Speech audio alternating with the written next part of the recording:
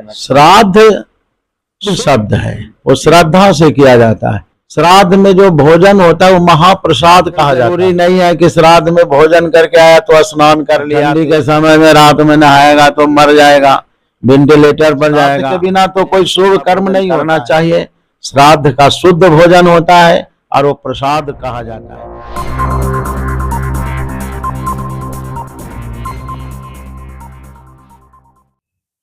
मैं हूं संजीत सिंह और आप देख रहे हैं उम्मीद फॉर नेशन। सनातन धर्म को कमजोर करने का लगातार षड्यंत्र किया जा रहा है। विभिन्न प्रकार की भ्रांतियां फैलाकर, विभिन्न प्रकार का अफवाह फैलाकर इस लगातार सनातन धर्म को कमजोर करने का प्रयास किया जा रहा है।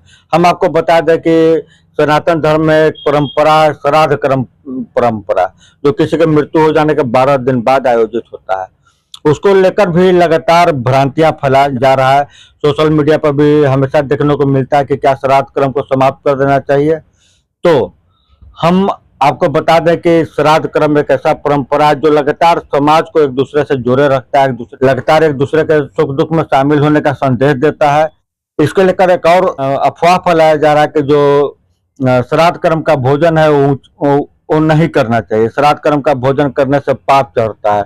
अगर आप श्राद्ध कर्म का भोजन करते भी हैं तो आपको घर आने पे स्नान करना पड़ेगा। खास करके महिलाओं द्वारा लगातार पुरुषों पर दबाव बनाया जाता है, घर की महिलाओं द्वारा, कि आप आए श्राद्ध कर्म का भोजन करके तो स्नान करना जरूरी है।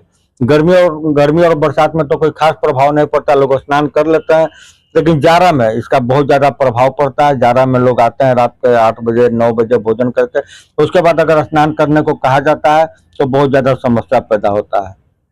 तो क्या सही में श्राद्ध कर्म का भोजन करना उचित है? क्या सही में श्राद्ध कर्म का भोजन करने से पाप चढ़ता है? तो आइए इस मुद्दे पर हम खुद गुरु जी से बात करते हैं, स्वामी जी से बात करते हैं, और आप खुद भी सुनिए और जानने का प्रयास कीजिए क्या सही में यह अफवाह फैलाया जा रहा है कि श्राद्ध कर्म का भोजन करना चाहिए वो सही है या नहीं। वो एक भ्रांति फैला जा रहा है श्राद्ध कर्म के बारे में कि लोग बोलते हैं कि श्राद्ध कर्म में नहीं खाना चाहिए, नहीं जाना चाहिए, और अगर जाते हैं खाते हैं तो घर में आकर नहाना चाहिए। ऐसे में आप धर्म गुरु होने के नाते क्या संदेश देना? श्राद्ध शुद्ध शब्द है, वो श्रद्धा से किया जाता है। श्राद्ध में जो भोजन होता है वो महाप्रसाद कहा जाता है। उसमें तुलसी दल छूटते हैं, नारायण बलि होती है, ठाकुर जी को भोग लगाया जाता है। श्राद्ध का भोजन अछूत नहीं होता है। श्राद्ध का भोजन में किसी तरह का दोषारोपण भी नहीं किए जाते। और एक कोई जरूरी नहीं है कि श्राद्ध में भोजन करके आया तो स्नान कर लिया, तो ये कर लिया, तो वो कर लिया, ऐसा कुछ भी नहीं है। वो तो मनमानी एक शंका रहती है, संशय होता है। श्राद्ध का भोजन करके कम से कम गायत्री मंत्र का जाप कर ले, शुद्धिकरण हो गया। और ठंडी के समय में रात में नहाएगा तो मर जाएगा, वेंटिलेटर पर जाएगा, लेनी का देनी हो जाएगा। इसलिए मनमतंगी लोग का ऐसा स्वभाव है।